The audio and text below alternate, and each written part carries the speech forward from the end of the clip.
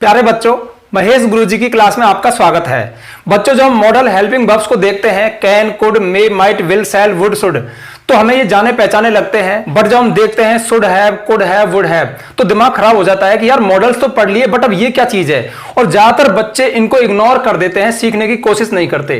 But बच्चों, आज मैं आपको इनके बारे में इस तरह से पढ़ाऊंगा, इस तरह से नॉलेज दे दूंगा कि वास्तव में आपको लगेगा कि यार बहुत अच्छी चीज है, बहुत काम की चीज है और आज के बाद आप इनका यूज करना शुरू कर दोगे। बच्चों, अक्सर मैं आपको बताता हूं ऐसा कोई टॉपिक नहीं, ऐसा कोई वर्ड नहीं जिसका वास्तव में रियल लाइफ में यूज ना हो। तो बच्चों, इनका यूज कहां होता है? बहुत सिंपल शब्दों में। तो देखिए, जब भी हम किसी बात पे रिग्रेट करें, पश्चाताप करें, तब हम इनका यूज करते हैं। बच्चों, आपने कहावत सुनी होगी, अब पछताए होत क्या जब चिड़िया चुग गई खेत।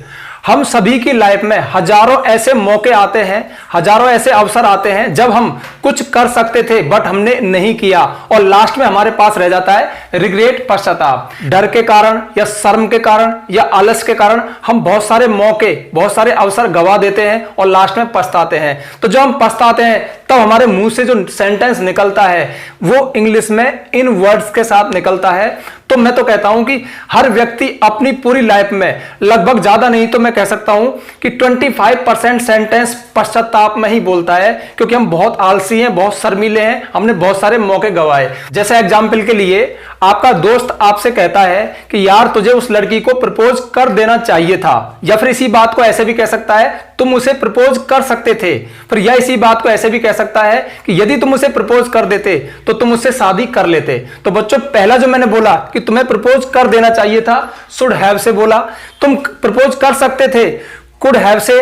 तुम प्रपोज करते तो शादी हो चुकी होती, बच्चों, वुड हैव से। तो ये है, तो कहने का मतलब है तुम्हें पढ़ना चाहिए था, तुम पढ़ सकते थे, अगर पढ़ लिए होते तो आज कुछ बन गए होते। इस तरह के सेंटेंस बच्चों थोड़ा सा याद करो, क्या हम इस तरह के सेंटेंस नहीं बोलते? यार तुझे उससे मिल लेना चाहिए था, यार तू ये कर सकता था। तो बच्चों, कहने का मतलब है हमारी डेली लाइफ में हम इस तरह के सेंटेंस बहुत बोलते हैं। तो बच्चों, अगर आप आज तक भी इन स्ट्रक्चर से, इन वर्ड से डरते थे तो आज के बाद आप डरना छोड़ दोगे, ये मैं आपसे प्रॉमिस कर रहा हूं। बस अब मैं आपको कुछ एग्जांपल दिखाऊंगा और आपको लगेगा कि यार ये तो बहुत सिंपल है। तो चलिए वीडियो शुरू करते हैं, बट वीडियो को लास्ट तक देखना, बहुत काम का वीडियो है। तो बच्चों, सबसे पहले देखते हैं शुड हैव के एग्जांपल्स। देखिए, शुड का अर्थ होता है चाहिए। जब भी हम प्रेजेंट में किसी को एडवाइस करें, रिकमेंड करें, तो हम शुड लगाते हैं। जैसे यू शुड गो, तुम्हें जाना चाहिए, यू शुड रीड, तुम्हें पढ़ना चाहिए। बट बच्चों, अगर हमें पास्ट में कोई काम करना चाहिए था तो हम should have plus third form लगाते हैं। तो शुड हैव का अर्थ है चाहिए था, ध्यान रखना, शुड चाहिए, शुड हैव चाहिए था। अब इनका स्ट्रक्चर कैसे बनता है? Subject plus should have plus verb की थर्ड फॉर्म। ये बात हमेशा याद रखना, should have, would have, could have के साथ हमेशा वर्ब का थर्ड फॉर्म आता है। एक बार और बोलूं, should have, would have, could have के साथ हमेशा वर्ब की थर्ड फॉर्म आती है, कभी मत भूलना। तो अब एग्जांपल देखिए, यू शुड हैव प्रपोज्ड हर, तुम्हें उसको प्रपोज करना चाहिए था बट तुमने नहीं किया, इसलिए आज तक पछता रहे हो। नेक्स्ट है, I should have helped him, मुझे उसकी मदद करनी चाहिए थी बट नहीं की, पछतावा हो रहा है। नेक्स्ट देखिए, you shouldn't have yelled at her, तुमको उस पर नहीं चिल्लाना चाहिए था, तुम उस पर चिल्ला दिए, वो नाराज होके चली गई होगी, तो अब हम पछता रहे हैं। यू शुडंट, बच्चों ये नेगेटिव है, शुडंट। नेक्स्ट है, we shouldn't have eaten so much, हमें इतना ज्यादा नहीं खाना चाहिए था इन द पार्टी, पार्टी में। अक्सर कहते हैं ना, यार मैंने ज्यादा खा लिया, इतना नहीं खाना चाहिए था। बच्चों, मैं तो कहता हूं अपन इतना पछतावा करते हैं, पूरी लाइफ में करते ही क्या है हम पूरी लाइफ में काम कितना सा करते हैं, काम कम करते हैं, पछतावा ज्यादा करते हैं। तो जब हम पछतावा करते हैं इस तरह से बोलते हैं कि यार ये करना चाहिए था, यानी कोई अच्छा विचार था, अच्छा काम था, नहीं किया, अब रो रहे हैं, यार करना चाहिए था। जैसे you should have listen me before came, तुम्हें आने से पहले मेरी बात सुन लेनी चाहिए थी। तो बच्चों, इस तरह के सेंटेंस आप थोड़ा, मैं आपको रियलाइज करवा रहा हूं, कितना बोलते हैं, बहुत बोलते हैं, बहुत बोलते हैं। 5 मेरे हैं, 5-7 आप बना के देख लो ऐसी सिचुएशन पे कि यार मुझे ये करना चाहिए था। वैसे भी नहीं, अपनी लाइफ में ही देख लो ना, पीछे को झांक के कि यार ये करना चाहिए था, मुझे थोड़ा पढ़ लेना चाहिए था, मुझे उससे बात कर लेनी चाहिए थी। तो इस तरह के खुद के अगर आप जब सेंटेंस बना लोगे तो ये आपके दिमाग में फीड हो जाएंगे और हम इनको आगे यूज करना शुरू कर देंगे। और should have, would have, could have, जिसे देखकर डर लगता है, डर लगना बंद हो जाएगा। और बच्चों, अब कुड हैव को विद एग्जांपल्स देख लेते हैं, ताकि आपका जो भूत है, आपका जो डर है could have, would have, should have का, वो उतर जाए, आपको लगे तो बहुत नॉर्मल है। तो देखिए बच्चों, जब भी पास्ट में हमारे पास कोई मौका था, हम कर सकते थे, ट्रेन सामने खड़ी थी हमारे पास टिकट भी था, हम उसमें चढ़ सकते थे, उसको पकड़ सकते थे, बट जाने दिया। और आज तक बैठ के पछता रहे, काश मैं वो ट्रेन पकड़ लेता तो आज मेरी मंजिल कहीं और होती, मेरे सपने पूरे हो गए होते। इस तरह की बात। और बच्चों अगर बात करें इनके स्ट्रक्चर की तो इनका भी वही है, subject plus could have plus third form. यानी आपको तो ये याद रखना है कि could have, would have, should have के साथ पास्ट पार्टिसिपल फॉर्म आता है, थर्ड फॉर्म आती है। जी हां, अंग्रेजी की भाषा में थर्ड फॉर्म को पास्ट पार्टिसिपल कहा जाता है। एग्जांपल देखिए, they could have won the match, third form आ रही है वॉन, तो वे मैच को जीत सकते थे, but they did not try enough, लेकिन उन्होंने पर्याप्त कोशिश नहीं की, अब पछता रहे हैं। नेक्स्ट है, you could have avoided the accident, तुम एक्सीडेंट से बच सकते थे, बाय ड्राइविंग स्लो, धीमा ड्राइविंग करते हुए, स्लो ड्राइविंग करते हुए।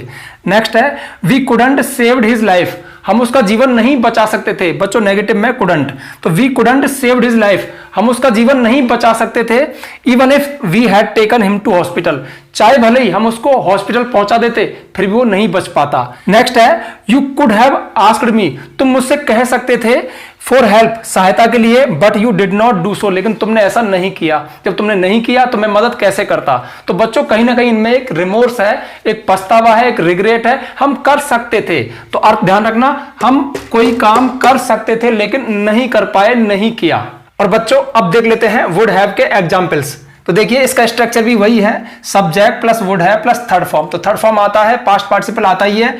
अच्छा, वुड हैव का यूज होता है हो गया होता, यानी हम इसमें ये बताते हैं कि अगर ऐसा होता तो ऐसा हो चुका होता या हो गया होता, यानी इसमें कंडीशन बताई गई होती है। बच्चों अगर आपको मैं याद दिलाऊं तो मैंने कंडीशनल सेंटेंस पढ़ाए थे, तो would have plus third form का ज्यादातर यूज थर्ड कंडीशनल सेंटेंस में होता है, तीसरे कंडीशनल में, जिसमें सेंटेंस के एक पार्ट में हैड प्लस थर्ड फॉर्म आता है तो दूसरे में would have plus third form आता है। यानी एक कंडीशन बताई जाती है कि यदि ऐसा होता तो ऐसा हो गया होता या हो चुका होता, वो कंडीशन पास्ट की होती है। जैसे एग्जांपल देखिए, if I had learned English, यदि मैंने इंग्लिश सीखी होती, तो हैड प्लस थर्ड फॉर्म आ रहा है।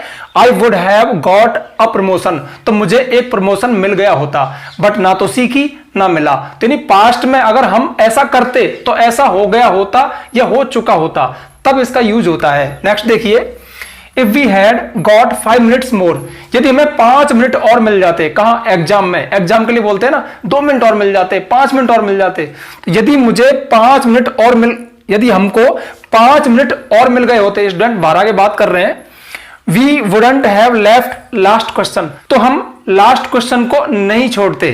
तो बच्चों ये नेगेटिव में हो गया, वुडंट हैव लेफ्ट।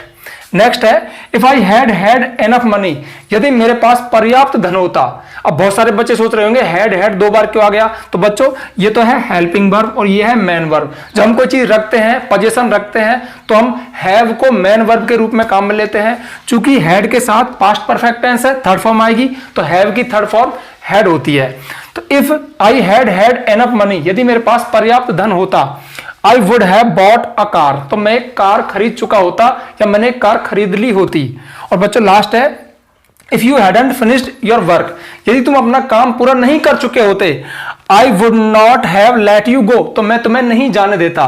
तो वुड हैव लेट, बच्चों लेट की तीनों फॉर्म लेट होती है। तो बच्चों ये भी नेगेटिव में, ये भी नेगेटिव में, तो इस तरह से हम इनका यूज करते हैं। अब मैं समझता हूं कि आपको ये सरल हो गए होंगे। मतलब वुड हैव को तो हम देख सकते हैं कि थर्ड कंडीशनल होते हैं, इसमें ये जरूरी है कि एक सेंटेंस और दिया गया हो शर्त वाला, कि यदि ऐसा होता है, यानी इफ वाला क्लास होता है, उसमें हैड प्लस थर्ड फॉर्म आता है, और दूसरे क्लास में would have plus third form आता है।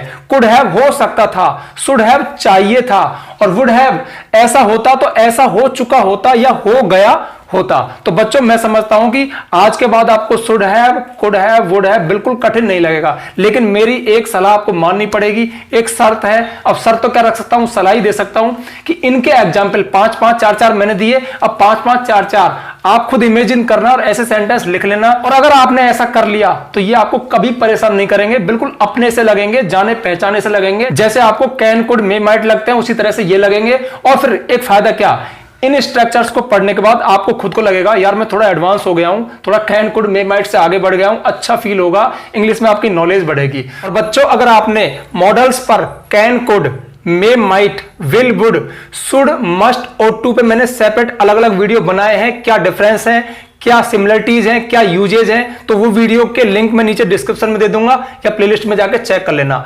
पसीने आ रहे हैं, फटाफट से वीडियो को लाइक कर दो, शेयर कर दो। अगर आप चैनल पे नए आए हो तो चैनल को सब्सक्राइब कर दो, बेल आइकन प्रेस कर दो ताकि आपको आने वाले वीडियोस के नोटिफिकेशन मिल जाए। आज के लिए बस इतना ही, मिलते हैं नेक्स्ट वीडियो में नेक्स्ट टॉपिक के साथ। तब तक के लिए बाय।